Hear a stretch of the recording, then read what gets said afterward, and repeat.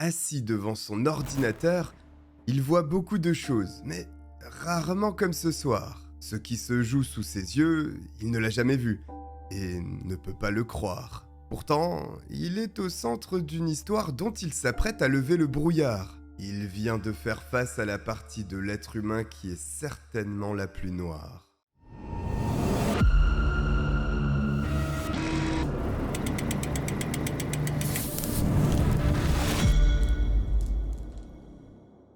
Au Royaume-Uni, s'il y a bien un endroit qui a marqué les esprits sur plusieurs générations en matière criminelle, c'est bien le Yorkshire.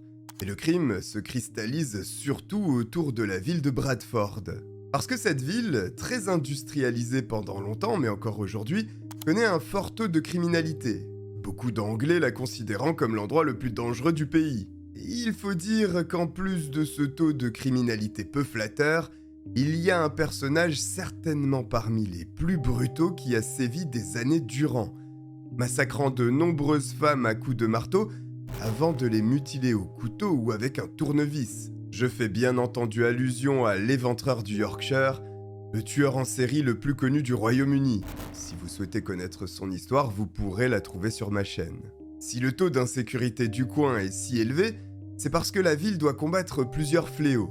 Le chômage, la prostitution et la drogue, un triptyque conduisant presque inéluctablement au chemin du crime. En 2009, Suzanne Rushworth est une femme de 43 ans qui n'a pas une vie facile.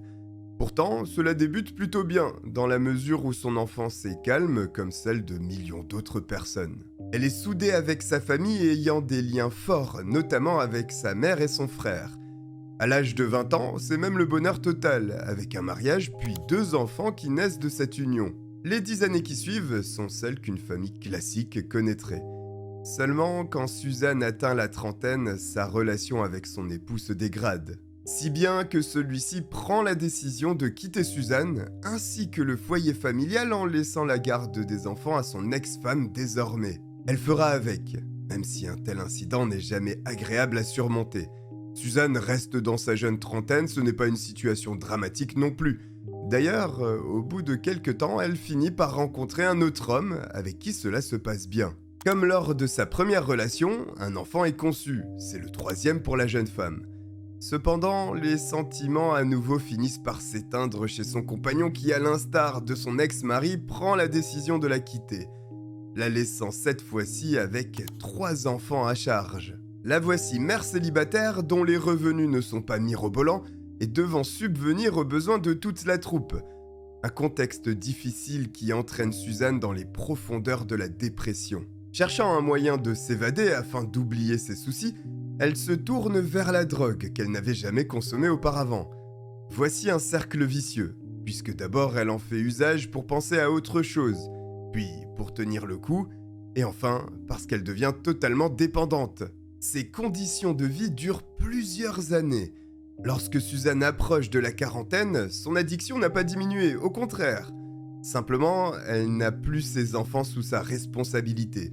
Les 2 premiers étant devenus indépendants, le 3e vivant avec son père à présent. Seulement, à ce stade, Suzanne éprouve d'énormes difficultés financières pour 2 raisons. La première est qu'elle est toujours autant accro aux drogues. Et surtout, cette addiction a entraîné son licenciement. Elle n'a plus aucun salaire et doit se contenter de maigres allocations. Une situation désastreuse qui ne peut pas s'améliorer puisque sa dépendance aux substances illicites bloque l'accès au moindre emploi.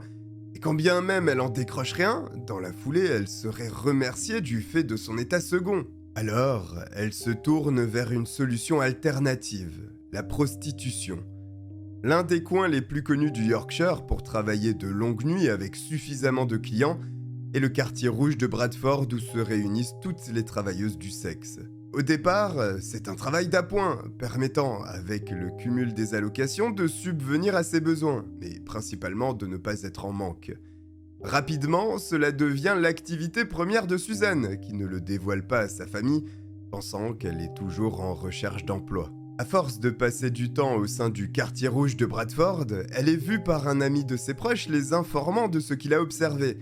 Aussitôt, la famille s'inquiète et tente de lui venir en aide, mais elle a sombré dans une phase où elle rejette la moindre proposition.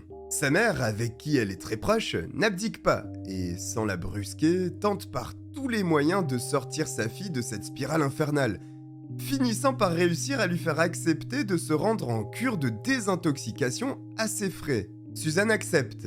Elle tient le coup, sortant de l'établissement l'ayant pris en charge, totalement purgé du mal qui l'a rongé, et reprend sa vie. Mais la rechute n'est jamais très loin. 3 mois après sa cure, elle craque, retombant dans les méandres de la drogue. Un événement survient cependant, brisant la dynamique négative et le cercle vicieux auquel fait face Suzanne. L'un de ses propres enfants devient parent à son tour, ce qui a un effet électrochoc sur la femme. Elle veut à tout prix sortir de cette mauvaise passe, et en 2009, à 43 ans, décide que c'en est trop. Elle veut être impliquée dans la vie de famille de sa propre progéniture, ce qui bien sûr est exclu en l'état actuel.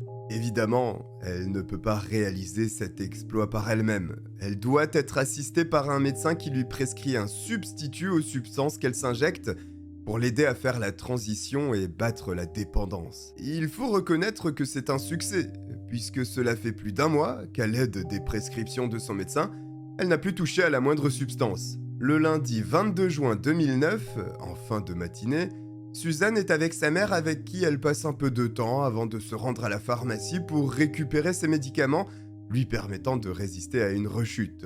Elle la quitte vers 13h pour prendre le bus et se rendre dans le centre de Bradford où se trouve sa destination. Le soir de ce même jour, sa mère, qui est souvent en contact avec Suzanne, lui téléphone, mais cette dernière ne répond pas. Alors elle lui envoie un SMS qui n'a pas non plus de retour. Bon, après tout, elle est peut-être occupée et répondra certainement demain. Pourtant, le lendemain, c'est également le silence radio. Les appels, ainsi que les SMS des membres de la famille affluent sur le téléphone portable de Suzanne, qui reste inactif. Cela rappelle un mauvais souvenir à tous ses proches, parce que ce n'est pas la première fois qu'elle a un tel comportement, signifiant qu'elle est sûrement dehors, soit à la recherche de clients, soit de substances. Aurait-elle rechuté ? C'est ce que pense d'abord sa mère. Simplement, quand elle discute avec le frère de Suzanne, elle se rend compte que lui non plus n'a pas été en contact avec elle depuis ce lundi. Finalement, en creusant un peu, la famille constate que Suzanne n'a communiqué avec personne depuis ce jour, ce qui est inhabituel. C'est suffisamment inquiétant pour signaler sa disparition auprès de la police, qui prend au sérieux l'affaire. En questionnant les proches de Suzanne, les policiers identifient immédiatement un endroit à vérifier, le quartier rouge de Bradford où se regroupent les prostituées. Évidemment, ils n'espèrent pas retrouver la femme qu'ils recherchent là-bas, mais des informations précieuses sur sa localisation. Elle doit avoir des contacts réguliers avec les autres travailleuses du sexe, ce qui est le cas. Il y a bien des connaissances de Suzanne qui parlent avec la police, mais toutes sont catégoriques. Elles n'ont plus vu celle-ci depuis plusieurs jours. Comme cette piste ne donne rien, les enquêteurs sur l'affaire se tournent vers les clients réguliers du coin, mais aussi les revendeurs de substances illicites.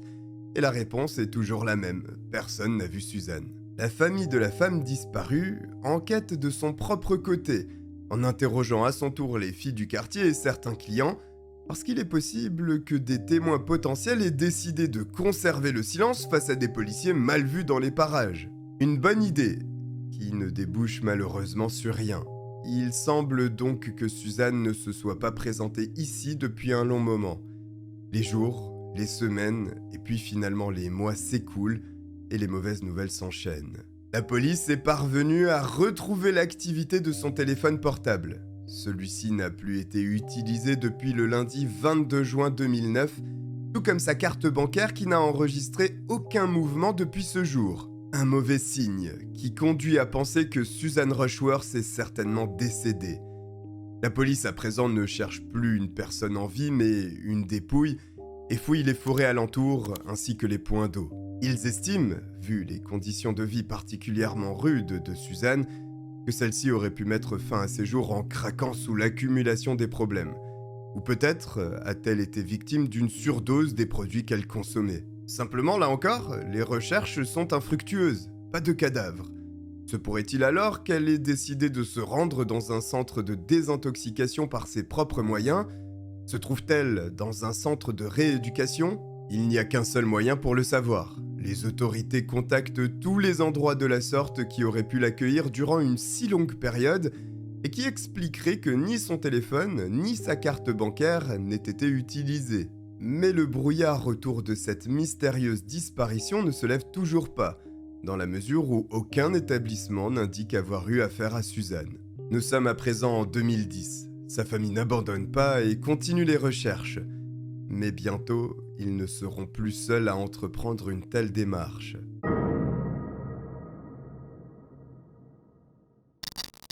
En avril 2010, Shelly Armitage est une jeune femme de 31 ans. Tout comme Suzanne Rushworth, sa vie n'a pas été toute rose. Simplement pour elle, les ennuis ont commencé relativement tôt. Alors qu'elle n'est âgée que de 16 ans, elle participe à de nombreuses fêtes. Ses fréquentations ne sont pas les meilleures, parce que très jeune, elle a accès à de l'alcool, mais surtout de la drogue. Shelly est frappée par l'addiction de ces deux substances hautement nocives qui détruisent des vies. Elle aurait souhaité, parce qu'elle en avait le potentiel, faire carrière dans le mannequinat. Bien sûr, ce rêve est brisé en 1000 morceaux dès lors qu'elle doit combattre sur deux fronts, celui de l'alcool et de la drogue.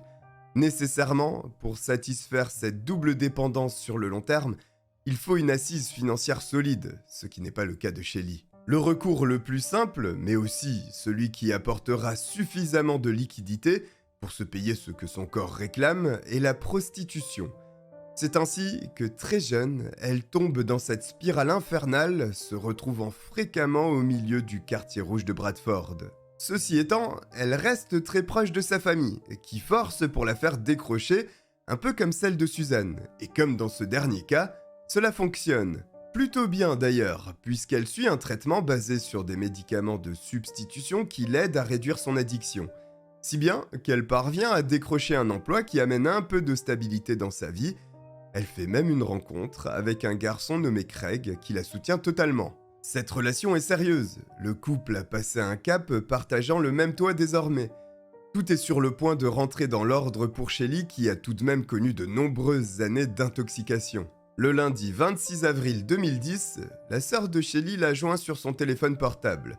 La jeune femme répond, mais coupe court rapidement à la discussion expliquant qu'elle a des choses à faire et qu'elle la rappellera plus tard dans la journée. Seulement, elle ne le fait pas et ne rentre pas non plus de la nuit à l'appartement qu'elle partage avec Craig qui s'inquiète aussitôt.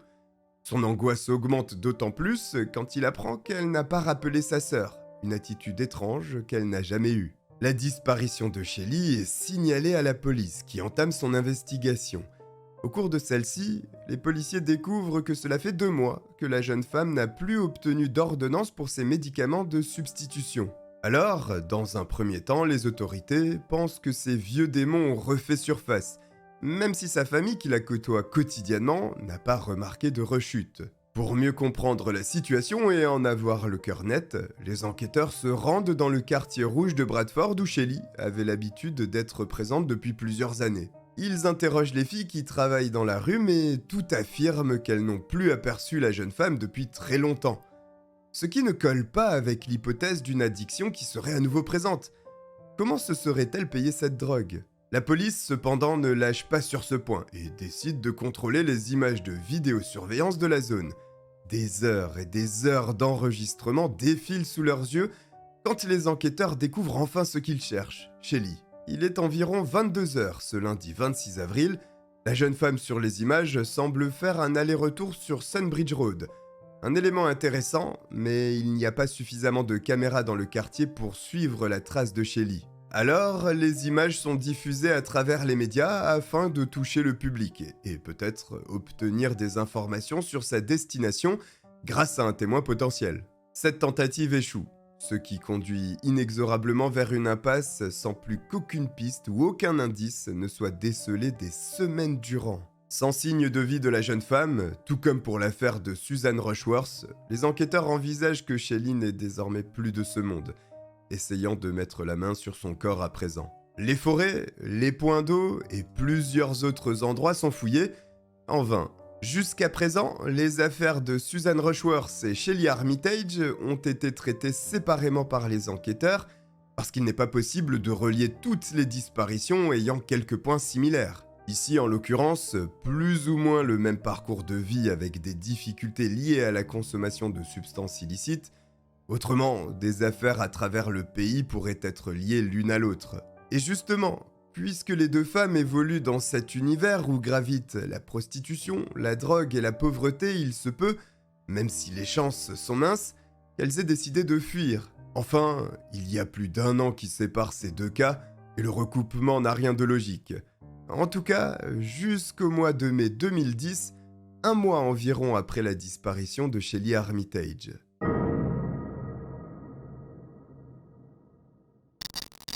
La famille de Shelly n'est pas seule à s'inquiéter de son sort. Suzanne Blameyers, une femme de 36 ans aussi, angoisse à propos des événements concernant son amie. Effectivement, Suzanne et Shelly ont de nombreux points en commun.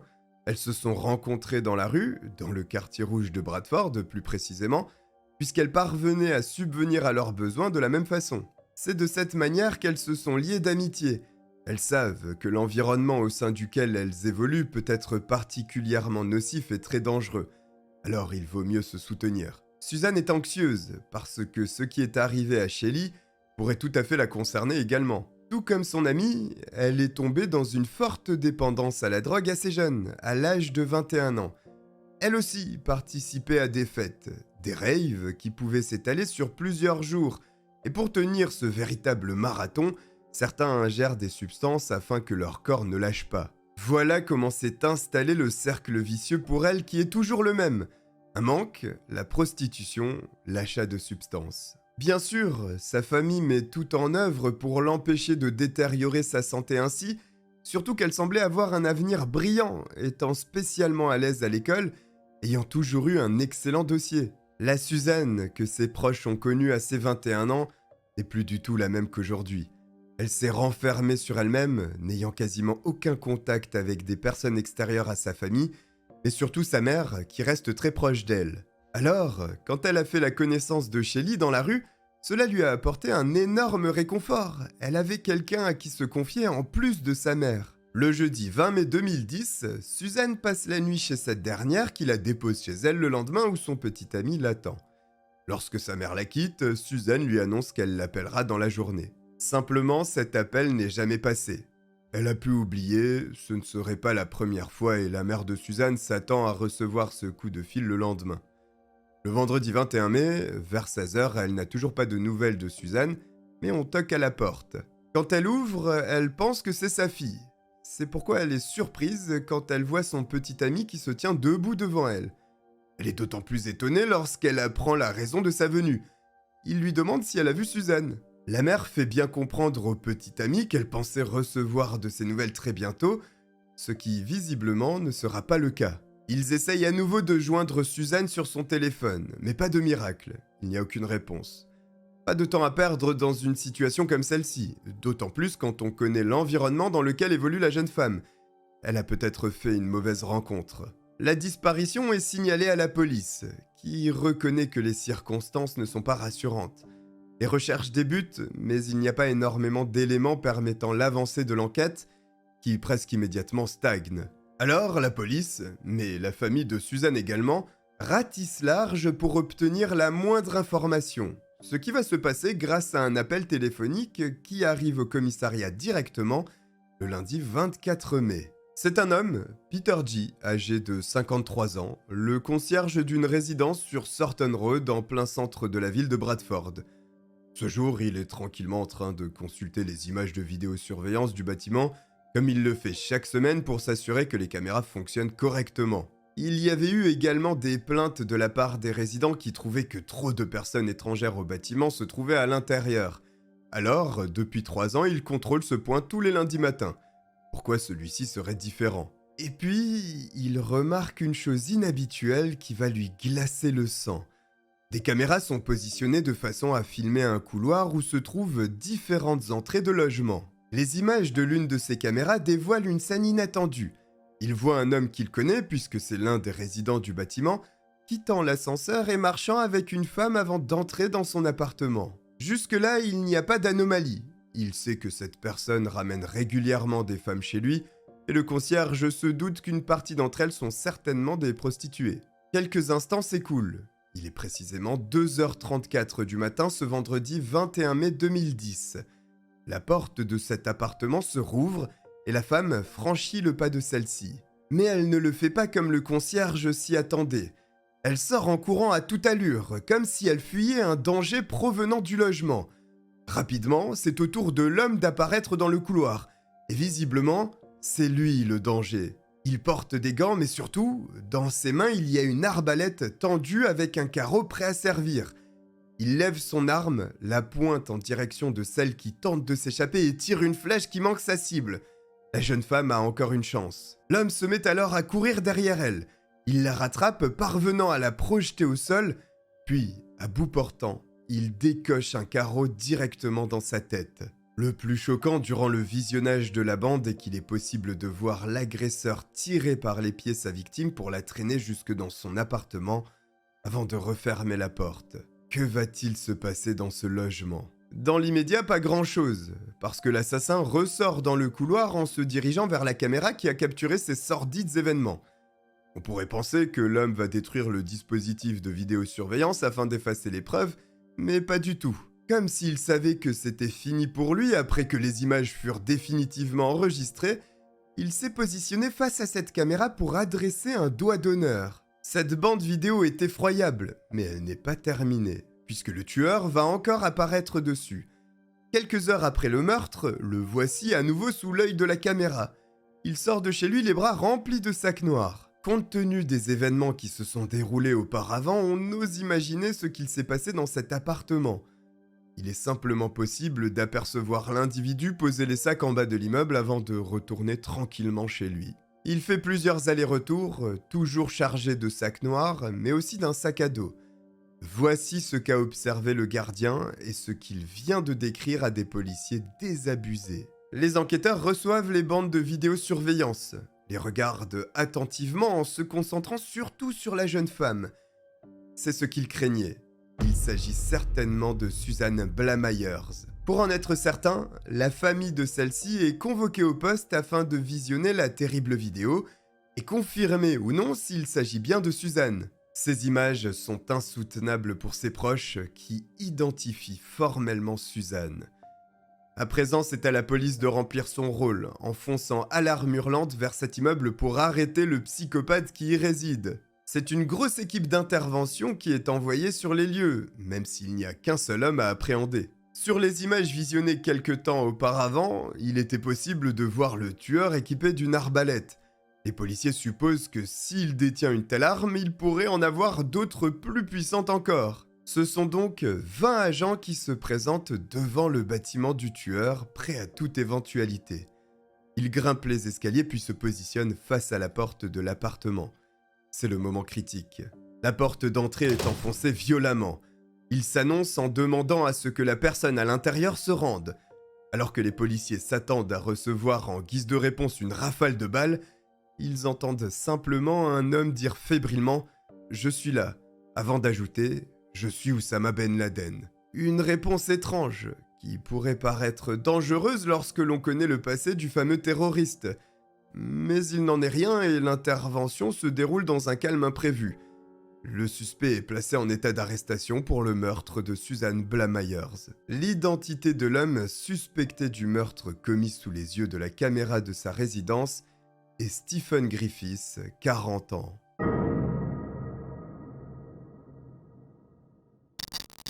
C'est le 24 décembre 1969, dans le West Yorkshire, que vient au monde Stephen Griffiths.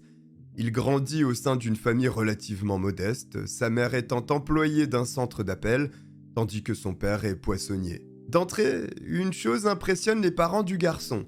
Celui-ci semble très intelligent. En tout cas, pour son jeune âge, il réalise des choses plus avancées que ses camarades. Au fur et à mesure que son parcours scolaire progresse, ses parents envisagent d'exploiter au maximum le potentiel de leur enfant. Bien que l'école publique soit tout à fait honorable au Royaume-Uni, le secteur privé réserve un meilleur enseignement encore, permettant d'obtenir un dossier solide afin d'accéder à des universités cotées par la suite. Les parents du jeune Stephen sont persuadés qu'il s'agit là du chemin adéquat à suivre afin qu'il s'ouvre les portes de métiers hors de portée pour de nombreuses personnes, conduisant à une élévation sociale. Il y a un point bloquant cependant, c'est un aspect souvent récurrent d'ailleurs, l'argent. Tout ceci a un coût. Là où l'école publique est en grande partie gratuite, les écoles privées sollicitent une situation financière robuste au regard des coûts exorbitants que représente une année d'enseignement dans de tels établissements. Mais les parents mettent tout en œuvre pour s'assurer que Stephen bénéficie du meilleur enseignement possible, parvenant à l'inscrire à la Queen Elizabeth Grammar School de Wakefield. Avec leur simple revenu, un tel exploit n'aurait pas été possible. Il y a une combinaison de deux facteurs qui ont permis l'accès à cette école. Le premier est la grande intelligence dont fait preuve Stephen. Sans ça, une inscription était exclue d'emblée.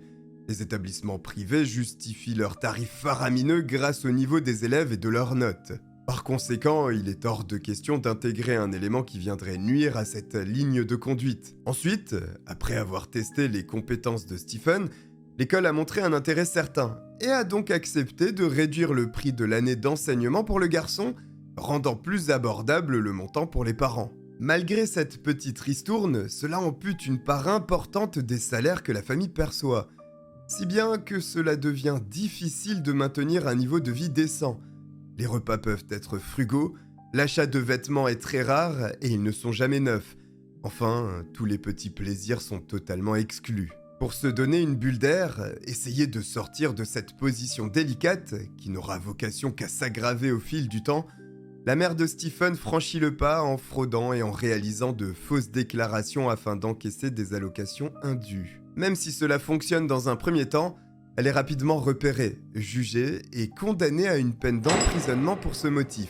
Les actes ont des conséquences, puisqu'au lieu d'améliorer la situation familiale, désormais celle-ci plonge dans d'énormes difficultés, dans la mesure où il n'y a plus qu'un seul salaire disponible, celui du père. Les conditions de vie deviennent très austères, ce qui déplaît au petit Stephen qui en veut même à sa mère d'avoir commis cette erreur qui place la famille dans une position extrêmement inconfortable sans avoir conscience réellement des problèmes auxquels ses parents font face. Après son séjour en prison, la relation entre Stephen et sa mère n'est pas prête de s'améliorer, puisque cette dernière décide de quitter son époux, considérant qu'elle n'a pas assez profité de la vie et abandonne la cellule familiale pour se concentrer sur elle-même. Les répercussions d'un tel agissement sont immédiates. Stephen déteste sa mère encore plus. Non seulement elle a commis une erreur qui a mis son père et lui en difficulté, mais maintenant il n'y a plus que sa petite personne qui compte. Alors oui, l'enfance de Stephen Griffiths n'est pas heureuse. Simplement, dans le monde entier, il y a des gens avec un parcours de vie similaire, voire pire, et pourtant ne décident pas d'ôter la vie de façon aussi sauvage que lui. L'explication se trouve donc peut-être dans la personnalité elle-même de Stephen Griffiths. Durant son enfance, il est incontestable qu'il est doté d'une intelligence supérieure à la moyenne. Cependant, il a des traits de personnalité étranges, voire inquiétants. Il a un passe-temps affreux, consistant à chasser des oiseaux en vol. Si l'animal n'est pas mort lorsqu'il chute, Stephen met lui-même un terme à sa vie en le ramenant chez lui. Parce que simplement tuer l'oiseau n'est pas son objectif final. Il mène secrètement des expériences dans sa chambre en ouvrant la pauvre bête et en jouant avec ses organes. Les animaux, de manière générale, peuvent craindre pour leur vie quand ils sont pris pour cible par Stephen. Il mutile des chiens en leur coupant queue et oreilles, il jette des chatons à l'eau enfermés dans un sac, démontrant clairement une déviance dans son comportement inhumain. D'ailleurs, cette attitude agressive se reporte sur des personnes, comme lors de cet incident qui s'est produit avec 4 filles de son école. Tandis qu'il se trouve à la bibliothèque, il pense que ses 4 camarades sont en train de se moquer de lui. Ce qui n'est pas vrai, mais il s'agit du ressenti du jeune homme, à présent âgé de 17 ans. Il est armé d'un couteau, il se rend vers la table où se trouvent les filles et dégaine discrètement son arme tout en les menaçant de mort. Trop intimidée, aucune des victimes de cette agression ne dira quoi que ce soit à un responsable de l'établissement scolaire. En revanche, l'une d'entre elles rapporte les faits à son père qui est offusqué et décide de rencontrer directement Stephen afin qu'il réponde de ses accusations. Le père de cette fille pensait sûrement impressionner l'adolescent. Il a donc été fortement surpris quand ce dernier ne s'est pas dégonflé, mais au contraire a également sorti son couteau face à lui. À aucun moment il n'est inquiété pour ses agissements. C'est donc tout logiquement qu'il n'hésite pas à recommencer.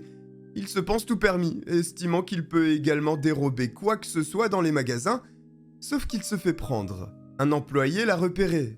Il s'est donc approché de lui pour qu'il justifie de son geste et surtout rende la marchandise volée. Chose que Stephen n'a absolument aucune intention de faire. Pour se sortir de ce pétrin, il brandit son couteau, mais ne se contente pas de menacer. Il lance un grand coup avec sa lame qui vient déchirer la peau du visage de l'employé, créant une plaie béante nécessitant 19 points de suture pour la refermer. Cette fois-ci, il ne s'en sortira pas. La police est contactée, l'adolescent est appréhendé mais il reste mineur et la procédure classique pour les adultes ne lui est pas appliquée. Il est tout de même sanctionné par 3 ans d'incarcération au sein d'un centre pour jeunes délinquants. Au cours de son passage dans cet établissement, il fait l'objet d'une évaluation psychiatrique. Comme prévu, celle-ci n'est pas reluisante. Il présente des troubles de la personnalité accompagnés d'un manque d'empathie certain, d'un narcissisme évident et d'une agressivité supérieure à la moyenne. Rappelons qu'il n'a que 17 ans. Être aussi froid à l'égard d'autrui à cet âge est alarmant, surtout lorsque l'on connaît son passé et les tortures infligées aux animaux qu'il semblait apprécier. Le terme psychopathe n'est pas un terme médical, mais il est clair que Stephen Griffiths est un psychopathe. Le psychiatre chargé de son évaluation et qui a discuté directement avec lui a pu le constater, puisque le jeune homme ne s'est pas caché, lui annonçant droit dans les yeux qu'il aimerait être un meurtrier. Mais pas n'importe quel type de meurtrier, un tueur en série. Pourtant, malgré ces paroles terrifiantes, Stephen n'est pas transféré vers un établissement psychiatrique, puisque pour que cela arrive, il faut présenter une maladie mentale. Dans son cas, ces troubles de la personnalité ne sont pas considérés comme tels. Il purge donc sa peine normalement. Au bout de 3 années, il ressort du centre pour jeunes délinquants, et le voici à nouveau libre.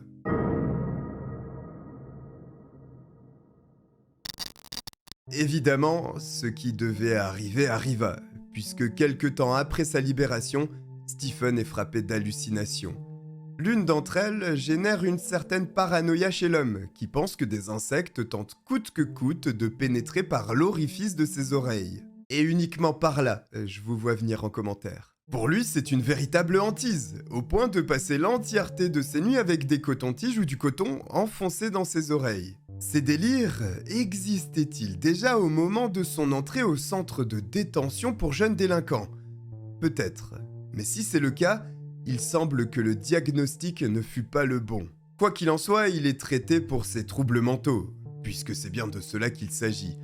Sauf qu'il est réticent à ingérer les médicaments prescrits et finalement ne se soigne pas, ce qui nécessairement conduit à une aggravation de sa santé psychique. Ses pulsions répugnantes pour le meurtre continuent de hanter son esprit. Et puis, en 1992, alors que Stephen est âgé de 23 ans, il recommence. Sans que les circonstances ne soient réellement connues, et surtout sans qu'il n'y ait aucune raison, l'homme s'attaque à une jeune femme qu'il menace à l'aide de son couteau en le plaçant sous sa gorge. Il n'ira pas jusqu'à accomplir son fantasme, épargnant la vie de cette pauvre femme, mais il ne sera pas laissé libre pour autant, puisque ce geste lui coûte 2 ans d'emprisonnement. Une question légitime se pose alors. Cette peine était-elle suffisante au regard de son passé ? Certes, il était mineur au moment de sa première agression, mais il avait tout de même balafré l'employé de ce magasin. Il a recommencé après que des troubles mentaux lui ont été diagnostiqués, et pourtant il n'écope que de 2 années de prison pour une agression avec arme blanche. Mais, à partir de ce moment, la vie de Stephen Griffiths redevient relativement calme. Il n'y a pas d'incident, en tout cas qu'il ne soit connu, et il reprend ses études à l'université de Leeds où il obtient un premier diplôme en psychologie. Il poursuit son cursus universitaire à l'université de Bradford où cette fois-ci, ironie du sort, il étudie la criminologie à travers un doctorat. Le centre de ses recherches se concentre sur un individu en particulier que vous connaissez si vous suivez cette chaîne, je parle de l'éventreur du Yorkshire. Stephen Griffiths est fasciné par ce tueur horrible qui a sévi dans les années 70 et 80 dans la région du Yorkshire. Ce tueur en série ciblait principalement les prostituées, en tout cas à ses débuts. Et c'est un point qui a inspiré Griffiths pour ne pas dire qu'il l'a totalement imité. Il faut bien comprendre à ce stade qu'il idolâtre le tueur certainement le plus connu d'Angleterre, mais aussi l'un des plus meurtriers, et il veut faire pareil. Ses troubles psychiques, son comportement violent mais aussi étrange, parce que Stephen Griffiths se balade jour et nuit dans Bradford avec des lunettes de soleil ainsi qu'un long trench. Il promène également 2 gros iguanes en pleine rue, ce qui lui vaut le surnom de l'homme lézard, mais tout ceci ne l'empêche pas d'entamer une relation amoureuse avec Katie Hancock, sa petite amie. Évidemment, avec un tel personnage, cette histoire d'amour devient rapidement un grand jeu de manipulation de la part de Stephen. Il est jaloux, excessivement possessif, et presque sans surprise, il isole au fil du temps Katie de tous ses proches, qu'ils soient de la famille ou de simples amis. L'homme se transforme plus en un tuteur qu'un petit ami. Katie ne peut absolument rien faire sans son autorisation ou sans qu'elle soit accompagnée par lui. Il souffle le chaud et le froid, étant adorable au possible d'abord, mais devenant insupportable, presque irrespectueux dans la foulée. Il parvient à créer une forme d'attachement pour Katie qui est aveuglée, amoureuse et complètement manipulée. L'emprise de Stephen sur sa petite amie engendre une dégradation de la relation au détriment de la jeune femme. Elle est victime de violences qui ne font que croître en termes de gravité. Ce sont d'abord des coups, puis il y a des attaques au couteau qui envoient plusieurs fois Katie à l'hôpital, et enfin, un événement qui démontre encore une fois, comme si c'était nécessaire, que l'esprit de Stephen est malade. Un soir, alors que le couple passe tranquillement sa soirée dans l'appartement, Stephen propose une tasse de thé à Katie qui accepte. L'homme revient avec la boisson chaude, ils discutent ensemble, puis un silence s'installe, mais Stephen fixe du regard Katie qui ne comprend pas. Elle lui demande naturellement pour quelle raison est-il en train de la fixer. En guise de réponse, c'est un rire effrayant qui sort de la bouche de son petit ami. Elle exige qu'il lui explique pourquoi il rigole. Il lui révèle qu'elle est en train de mourir. Katie pense qu'il plaisante, mais rapidement elle commence à se sentir mal. Elle se sent partir. Cependant, elle réussit à contacter une ambulance pour se faire hospitaliser. De justesse, elle est sauvée, mais elle ne dénoncera pas son petit ami qu'elle craint. Elle ne souhaite qu'une seule chose à présent, après avoir passé 7 longues années avec lui, ne plus jamais avoir aucun contact. Simplement, ce n'est pas aussi facile avec un tel énergumène qui continue de la harceler. Il se rend devant chez elle, lui crève les pneus, et bien sûr l'inonde de messages pour lui demander de revenir. Et lorsqu'il ne reçoit aucune réponse, il menace de façon monstrueuse. Katie ne craque pas, réussissant finalement à se débarrasser de ce psychopathe qui se désintéresse finalement d'elle. Voici l'homme qui vient d'être placé en garde à vue à 18h41, ce lundi 24 mai 2010.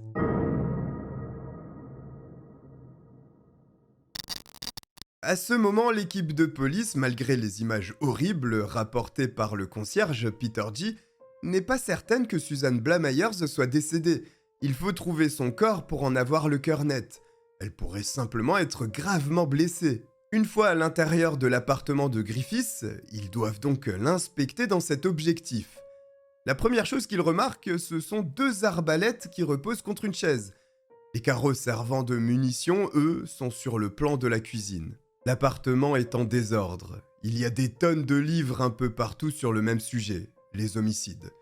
Il y a des sacs ainsi que des sacoches qui traînent au sol, mais aucune trace de Susan Blamires. Alors où est-elle ? Ce n'est pas immédiatement que le mystère sera résolu, puisque l'appartement doit être scellé en attendant les équipes scientifiques qui fouilleront de manière plus approfondie. Pendant ce temps, du côté de Halifax, où Stephen Griffiths est placé en garde à vue, son interrogatoire débute. D'abord, il est officiellement informé qu'il se trouve dans les locaux de la police parce qu'il est suspecté du meurtre de Susan Blamires, ce à quoi il répond « c'est fini pour moi ». Effectivement, avec les éléments particulièrement accablants en la possession des enquêteurs, son sort semble être scellé. Mais ces derniers, comme le corps de la jeune femme n'a toujours pas été retrouvé, pensent qu'il y a cette infime chance qu'elle soit toujours en vie, et même si elle ne l'est plus, il faut la dépouille, pour être en capacité d'envoyer Griffiths devant les tribunaux. Les policiers mettent donc la pression pour que le suspect parle. Il dit « Si vous parlez d'Amber, elle est partie ». Mais après, plus aucun mot ne sort de sa bouche. Amber est certainement le nom qu'a choisi d'emprunter Suzanne lorsqu'elle devait entrer en contact avec ses clients, un pseudonyme. Puisque Griffiths ne parle pas, la police scientifique prend le relais à son appartement pour trouver des indices. Il place sous scellé les arbalètes, les carreaux et objets suspects qui auraient pu aider au meurtre. Il y en a beaucoup, principalement des couteaux, des machettes et des hachoirs, 30 objets de la sorte en tout. Les premiers policiers, en cherchant Suzanne, avaient vu les livres de Griffiths dont l'unique thème était l'homicide. La police scientifique découvre en plus tout un tas d'articles de journaux concernant des centaines de meurtres et tueurs. Il y a une grande quantité d'éléments intéressants dans l'appartement du suspect. Le salon, la cuisine, la chambre, la salle de bain, partout est recherché de l'ADN, du sang, voire des morceaux d'os qui pourraient appartenir à la victime. Presque tout ce qui se trouve à l'intérieur du logement est placé sous scellé pour étude. Des rideaux, un morceau de carrelage et même un matelas. Compte tenu des images de vidéosurveillance, le couloir est aussi passé au crible. Il pourrait contenir de nombreuses preuves médico-légales démontrant la culpabilité de Stephen Griffiths dans la disparition de Suzanne Blamires. Contre toute attente, ce 25 mai 2010, le premier rebondissement ne viendra pas du côté de la police scientifique et de l'appartement qu'ils examinent, mais de Shipley, au nord de Bradford. Le long de la rivière Aire, un promeneur remarque un sac noir flottant sur l'eau mais bloqué contre la berge. Il y a un magasin qui borde cette partie de la rivière et le promeneur, pensant qu'une personne a peut-être perdu ses affaires malencontreusement, prévient l'un des employés qui accède à la rive. Il repère le sac et s'apprête à le remonter. Et il est surpris que son premier effort ne soit pas suffisant pour y arriver. Le sac est lourd, il doit faire une bonne vingtaine de kilos. Il le saisit donc avec ses deux bras, tire, et voilà qu'il s'ouvre partiellement. L'homme jette un œil à son contenu. Il découvre une tête humaine en décomposition. Il bascule en arrière, choqué de sa découverte, laisse le sac là où il vient de le trouver et appelle la police qui débarque immédiatement avec les équipes scientifiques. Ils viennent sûrement de retrouver Suzanne Blamires. La tête qui se trouve dans le sac a encore une flèche plantée dans le crâne. 2 heures plus tard, l'endroit grouille de policiers ainsi que de plongeurs qui se préparent à examiner le moindre recoin de la zone. Le temps joue contre la police qui doit se dépêcher de remonter le maximum d'indices s'il y en a, afin d'éviter qu'ils soient emportés par le courant. Les fouilles ont permis de remonter à la surface 80 morceaux du corps de Suzanne, puisque c'est bien d'elle dont il s'agit. L'identification n'a pu se faire que grâce à ses dents, son visage ayant été horriblement mutilé, le nez manqué et l'état de décomposition étaient trop avancés. Les 80 morceaux ne constituent pas l'entièreté de la dépouille, mais ils sont suffisants pour retourner voir Stephen Griffiths et peut-être le faire parler un peu plus pour qu'il confirme ses aveux à demi-mot lorsqu'ils ont échangé pour la première fois. Les enquêteurs entrent à nouveau dans la salle d'interrogatoire avec le suspect. Ils lui demandent pourquoi il a tué Suzanne Blamires et l'informent dans la foulée qu'ils ont trouvé son corps afin de sortir Griffiths de son mutisme. Le suspect, lors d'une réponse décousue, explique qu'il ne sait pas vraiment pourquoi il a décidé de tuer si sauvagement la pauvre femme. Les agents enchaînent sur un point qu'ils ont remarqué lorsqu'ils l'ont placé en état d'arrestation. Ses mains sont pleines de petites coupures et ils souhaitent savoir d'où cela provient. Une question anodine qui entraîne une réponse surprenante de la part de Griffiths, qui annonce dans un calme presque effrayant que c'est le résultat du démembrement de ses victimes. Les enquêteurs bloquent. Ils comprennent que Suzanne Blamires n'est pas l'unique meurtre du psychopathe qu'ils ont en face d'eux.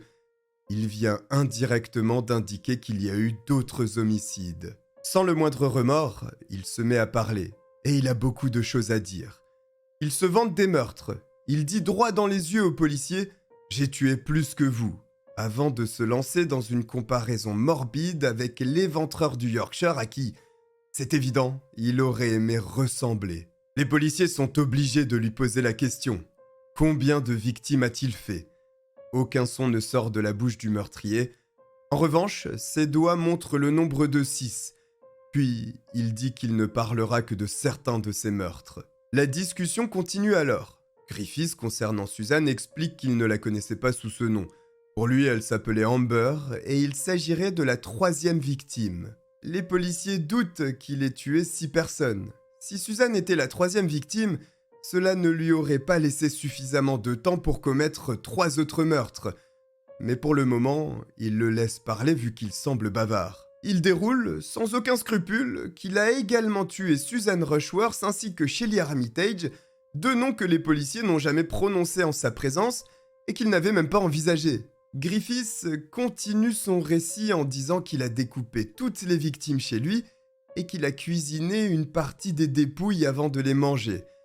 Avec les deux premiers corps, il a cuit la viande, mais dans le dernier cas, il a décidé de la manger crue pour en connaître le goût. Sa baignoire sert d'abattoir, comme il l'appelle, lui permettant de découper les membres de ses victimes à l'aide d'un couteau électrique afin qu'il puisse les cuisiner mais aussi mieux s'en débarrasser ensuite. Son discours est difficile à suivre, il passe d'un sujet à l'autre, les enquêteurs sont sceptiques sur de nombreux points, puis il revient sur la façon dont il a tué Susan Rushworth, la première victime. Il dit que pour la tuer, il n'a pas utilisé l'arbalète, mais un marteau pour reproduire la façon qu'avait l'éventreur du Yorkshire d'ôter la vie de ses victimes. Il y avait énormément de sang selon lui. Si c'est vrai, cela sera confirmé par la police scientifique qui a récolté la moindre preuve médico-légale chez Griffiths. En revanche, il refuse de donner les indications nécessaires aux policiers pour retrouver les deux autres corps, ceux de Susan Rushworth et Shelly Armitage. Parce qu'il aime qu'on lui court après. Il aime jouer au jeu du chat et à la souris. Il se sent important de cette façon. Quoi qu'il en soit, les enquêteurs ont des doutes sur beaucoup de choses. Mais s'il a vraiment tué d'autres personnes, il faut des preuves. Son état mental n'est pas suffisamment fiable pour le croire sur parole. Alors, du côté de Shipley, dans la rivière de l'Air, les plongeurs redoublent d'efforts pour s'assurer qu'ils n'ont rien manqué. Et puis, finalement, ils remontent ce qui apparaît être un morceau de peau humain. Des analyses sont faites, il est confirmé que cet échantillon de peau correspond à celui de Shelly Armitage. Stephen Griffiths n'a pas menti sur ce point. Les plongeurs seront incapables de rapporter d'autres preuves, notamment l'impliquant dans le meurtre de Susan Rushworth. C'est à ce moment qu'entrent en jeu les équipes scientifiques de la police avec tous les éléments qu'elles ont récoltés chez Stephen Griffiths. Tous les murs, tous les meubles et tous les sols de toutes les pièces de l'appartement avaient fait l'objet de prélèvements ADN. Le suspect, lors de son interrogatoire, a reconnu avoir assassiné Susan Rushworth dans la chambre à l'aide d'un marteau. Il a précisé qu'il y avait eu beaucoup de sang. Et effectivement, du sang appartenant à cette victime est découvert sur plusieurs meubles de la pièce. Ce sont des éclaboussures, ce qui vient corroborer les dires du suspect et la façon dont il aurait enlevé la vie à Susan.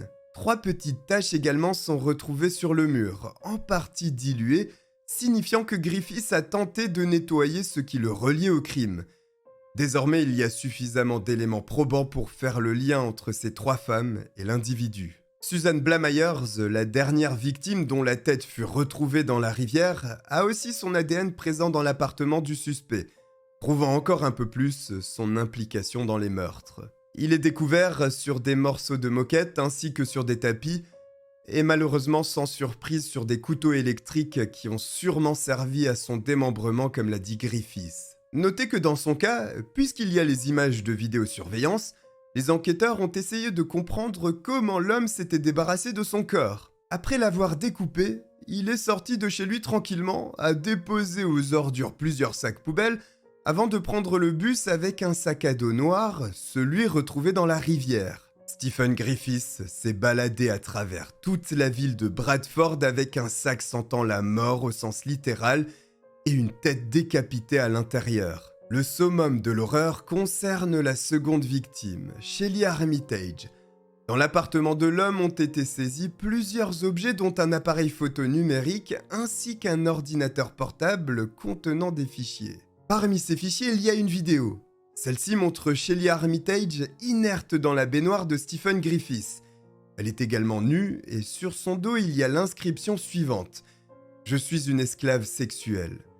Après quelques secondes, la main de Griffiths apparaît pour caresser la fesse de la victime. Il est possible de l'entendre dire qu'il est le responsable de ce bain de sang avec un certain ton désagréablement rempli de fierté. Après les analyses de toutes les preuves médico-légales, il est clair que le modus operandi fut le même pour toutes les filles. Elles ont été attirées chez lui, tuées de différentes façons, mais toutes ont connu le même sort en étant démembrées. S'agissant du cannibalisme, est-ce la vérité ou une tentative de construire sa légende de la part de Griffiths ? Ce ne serait pas impossible, mais le suspect semble exagérer de nombreux points, comme le nombre de victimes qui, d'après les policiers, s'élève à 3 et non 6, comme tente de le faire croire le psychopathe. Toutes les familles sont malheureusement informées de la terrible nouvelle et vont confronter l'accusé lors de son procès.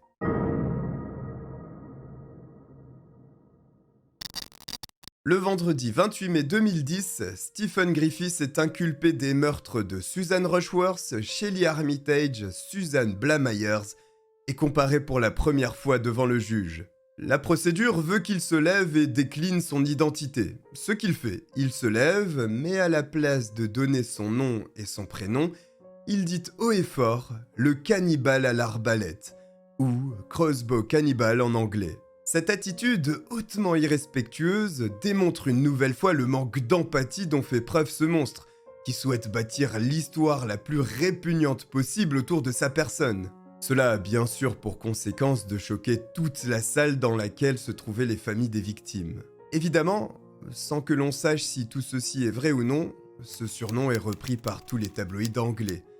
Le doute est permis, puisque sur la gazinière de Stephen Griffiths ont été retrouvés les ADN de Susan Rushworth et Shelly Armitage, les deux que l'homme a indiqué avoir cuisinés. Susan Blamires ayant été dévorée en partie sans cuisson, ceci explique l'absence de son ADN à cet endroit du logement.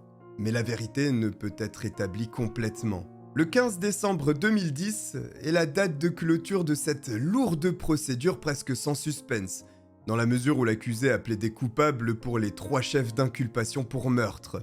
La sentence est donc prononcée. Stephen Griffiths est condamné à une peine d'emprisonnement à vie sans possibilité de libération conditionnelle. Avec cette histoire, il est possible de se rendre compte des dégâts qu'engendrent les tueurs en série. L'éventreur du Yorkshire a causé de nombreuses victimes, mais ses actes ont créé un monstre qui, quelques décennies plus tard, a décidé de reprendre le flambeau, vouant une admiration à l'un des pires tueurs d'Angleterre. Et si vous ne connaissez pas cette histoire, je vous rappelle qu'elle est disponible sur ma chaîne. Croyez-moi, elle est tout aussi effrayante, si ce n'est plus que celle que je viens de vous conter. En tous les cas, si vous avez apprécié que je vous raconte cette affaire, n'hésitez pas à vous abonner en activant la cloche et à me suivre sur les réseaux sociaux disponibles en description. Je vous remercie de m'avoir regardé et je vous dis à très bientôt. Bye.